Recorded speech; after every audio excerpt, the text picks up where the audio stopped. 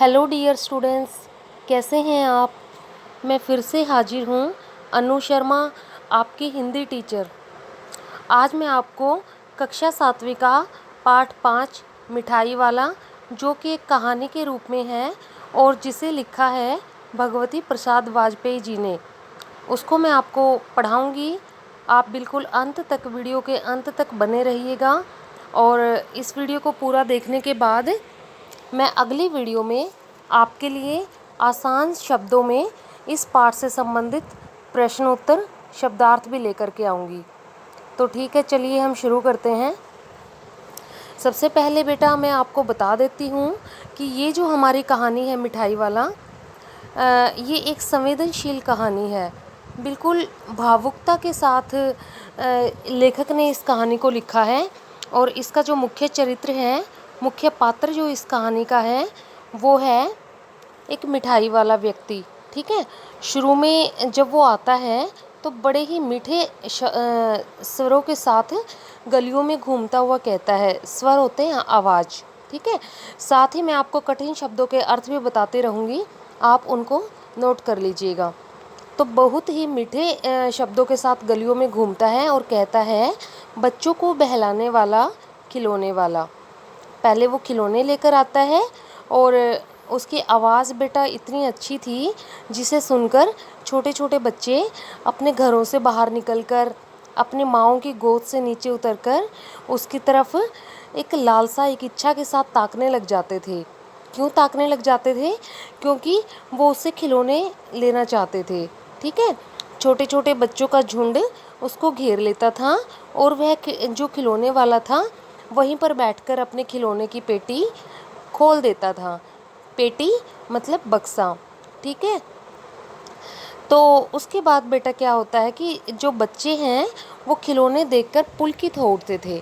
पुलकित मतलब हर्षित, खुश। ठीक है, वे पैसे लाकर खिलौने का मोल भाव करने लगते। मोल भाव मतलब वो उसको खरीदने के लिए उससे दाम पूछते कि आप कितने में ये खिलौने दोगे। पूछते इसका दाम क्या है। तो छोटे बच्चे थे, छोटे बच्चे आपको पता है तोतली भाषा में बात करते हैं, तो इसीलिए बेटा वो अपनी तोतली आवाज़ में उससे पूछते कि इसका दाम क्या है और इसका क्या है। तो खिलौने वाला बच्चों को देखता और उनकी नन्ही नन्ही उंगलियों से पैसे ले लेता और बच्चों की इच्छा अनुसार उन्हें खिलौने दे देता। ठीक है, उसके बाद खिलौने लेकर बच्चे उछलने लग जाते और कहते कि फिर खिलौने वाला उसी प्रकार से गाकर कहता, बच्चों को बहलाने वाला खिलौने वाला। सागर की हिलोर की भांति, हिलोर होती है लहर, सागर की यानी समुद्र की लहर की तरह उसका यह मादक गान गली भर के मकानों में इसी तरह से सब और लहराता हुआ आगे बढ़ जाता। ठीक है, यानी खिलौने वाला बड़ी ही मीठी आवाज़ में गली के बच्चों को अपनी आवाज़ सुनाकर लुभाता था। ठीक है, उसके बाद राय विजय बहादुर के बच्चे भी एक दिन खिलौने लेकर आए। वे 2 बच्चे थे, चुन्नू और मुन्नू। चुन्नू जब खिलौने ले आया तो बोला, मेला घोड़ा कैसा सुंदर है। इसका मतलब क्या है कि उसने एक घोड़ा खरीदा था खिलौने वाले से और वो कहता, जब वो लेकर आया उसको, वो कह रहा था कि मेरा घोड़ा कितना सुंदर है।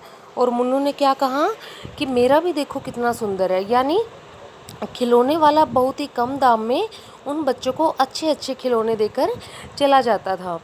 तो रोहिणी, जो कि बेटा इसमें राय विजय बहादुर का नाम आया है, शायद उसकी पत्नी है। ठीक है, अभी मैं आगे आपको बता देती हूँ। रोहिणी भी एक कैरेक्टर आया इसके अंदर। तो रोहिणी सोचने लगी कि इतने सस्ते कैसे दे गया, यह तो वही जाने, लेकिन दे तो गया है। इतना तो निश्चय है, यानी इतना तो पक्का है कि खिलौने तो सस्ते देकर गया है, लेकिन क्यों देकर गया है ये सवाल उसके मन में बैठ जाता है। ठीक है, उसके बाद रोहिणी अपने काम में लग गई और उसको इस बात पर सोचने की ज़रूरत भी नहीं पड़ी। फिर बेटा 6 महीने बीत जाते हैं तो गली में से एक मुरली वाले के आने का समाचार पूरे नगर में फैल जाता है और गली से आवाज़ आती है, मुरली ले लो, मुरली ले लो। ठीक है, तो इस प्रकार की जब आवाज़ आती है तो एक व्यक्ति पूछ लेता है, कैसा है वह मुरली वाला, मैंने तो उसे नहीं देखा। तो उत्तर मिलता है, उम्र तो अभी अधिक न होगी, यही 30-32 का होगा। यानी वो व्यक्ति कितनी उम्र का था? 30 या 32 साल का। दुबला पतला गोरा युवक था, बीकानेरी रंगीन साफा।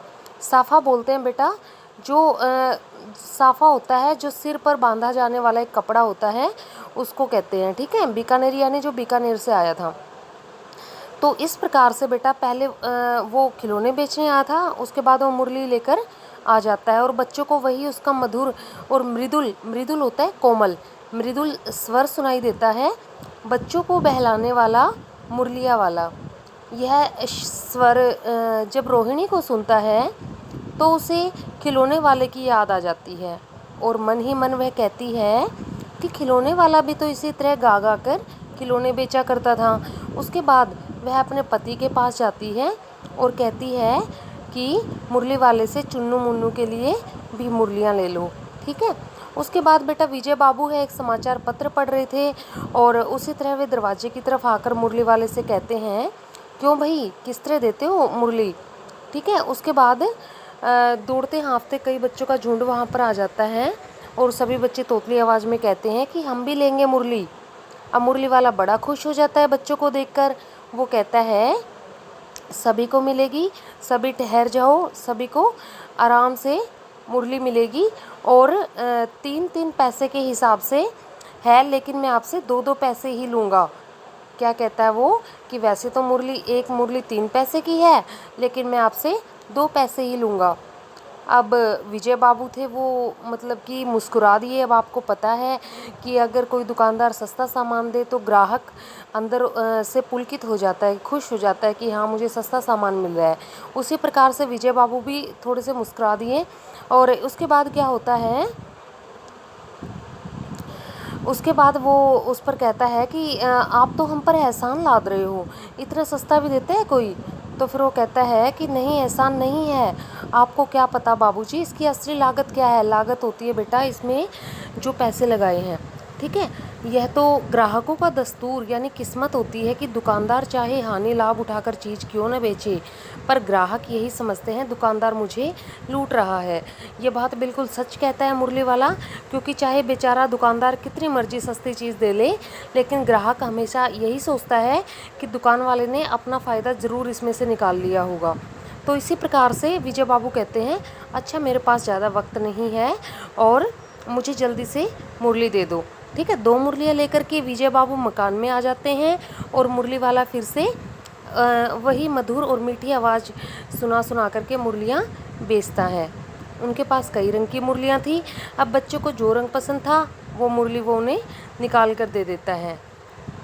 ठीक है, उसके बाद क्या होता है बेटा, इसी तरह से आज उस मकान में बैठी हुई जो रोहिणी मेन कैरेक्टर है, मुरली वाले की सारी बातें सुनती रही। आज भी उसे अनुभव किया कि बच्चों के साथ इतने प्यार से बातें करने वाला फेरी वाला पहले कभी नहीं देखा। वो उसको फेरी वाला क्यों कहती है? क्योंकि जो इंसान घर घर जाकर अपनी चीज़ें बेचता है उसको हम फेरी वाला कहते हैं। तो रोहिणी भी सोचती है कि ये ऐसा बच्चों के साथ मीठी मीठी बातें क्यों करता है और यह सामान भी सस्ता बेचता है। आदमी तो भला जान पड़ता है, लेकिन फिर भी मारा मारा फिरता है।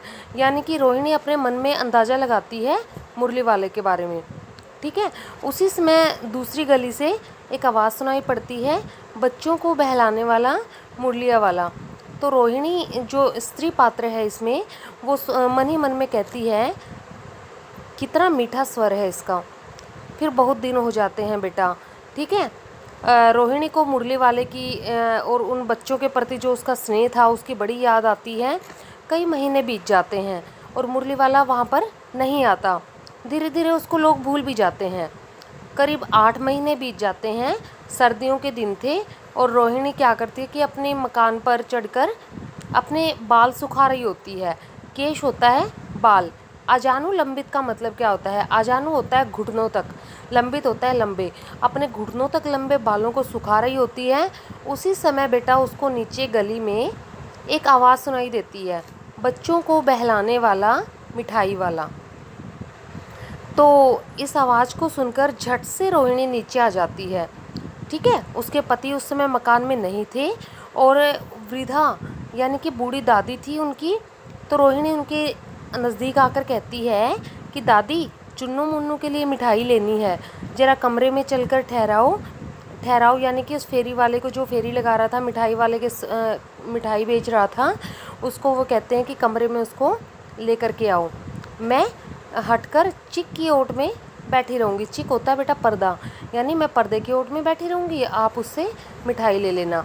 तो दादी उठकर कमरे में आकर कहती है, ए मिठाई वाले इधर आना। तो मिठाई वाला नज़दीक आ जाता है और वो कहता है, कितनी मिठाई दूँ माँ? ये नई मिठाई हैं, काफ़ी तरह की हैं, रंग बिरंगी हैं, कुछ खट्टी हैं, कुछ मीठी हैं, कुछ जायकेदार हैं। और इस प्रकार से बेटा वो अपनी मिठाई के गुण उनको बताता है, ठीक है।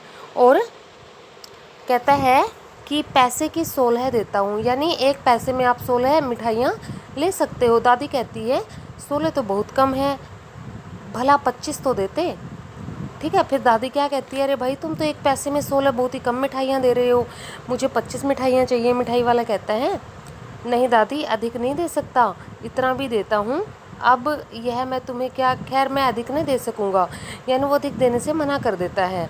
उसके बाद क्या होता है बेटा, मिठाई वाला मिठाइयाँ गिनने लग जाता है और दादी कहती हैं कि चलो 4 पैसे की मिठाइयाँ मुझे दे दो, ठीक है।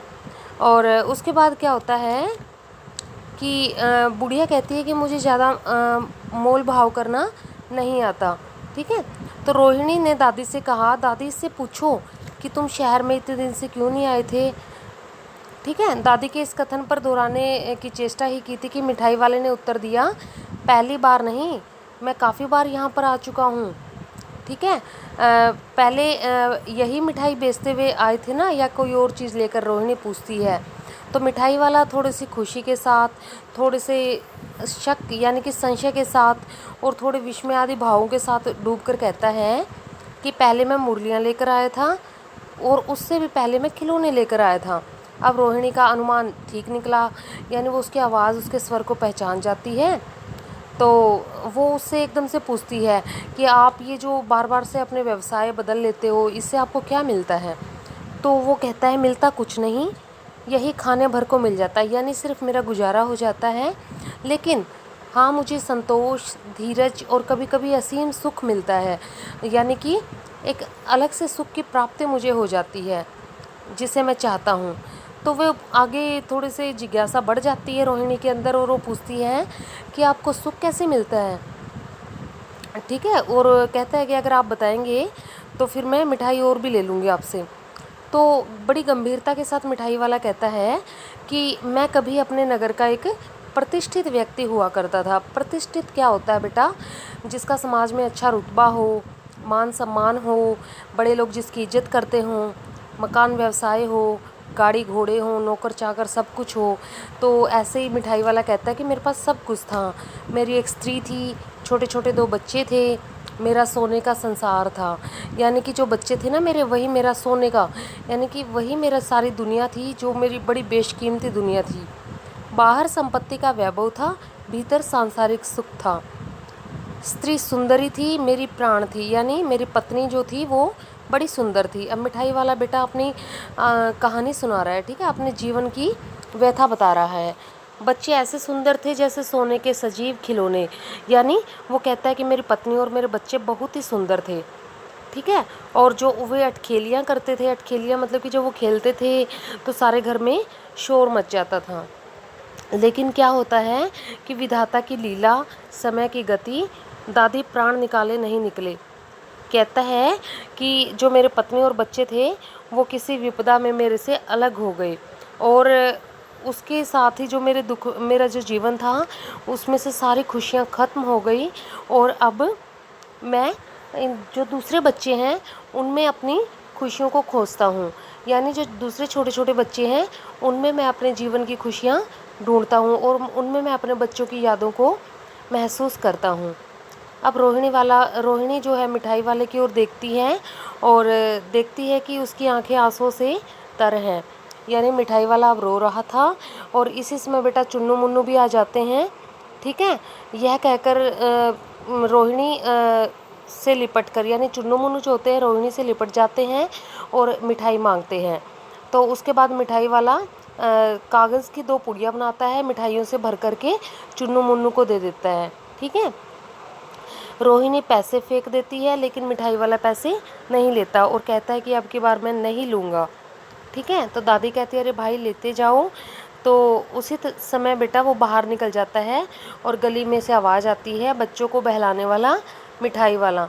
तो इस प्रकार से ये कहानी हमने पढ़ी और इसमें बेटा हमने देखा कि एक मिठाई वाला अपने परिवार को खोकर एक असीम दुख में से गुजर रहा था, जिसमें रोहिणी और जो उसके बच्चे और गली के दूसरे बच्चे उसके दुख को दूर करने का एक माध्यम थे। यानी वो उसको खुश करते थे, असीम सुख की प्राप्ति करवाते थे उसको। ठीक है। तो ये भावुकता प्रधान कहानी हमने पढ़ी, जिसमें मिठाई वाला कई अलग अलग व्यवसाय अपना करके आता है और उन बच्चों को मिठाइयाँ, खिलौने और बारी बारी से मुरलियाँ कम पैसे में देता है। ठीक है। तो इस प्रकार से बेटा आपको ये कहानी बहुत अच्छे से समझ आ गई होगी। ठीक है। और इससे संबंधित बेटा अगली वीडियो में मैं आपको इसके आसान भाषा में इसके सॉल्यूशंस दूंगी। ठीक है।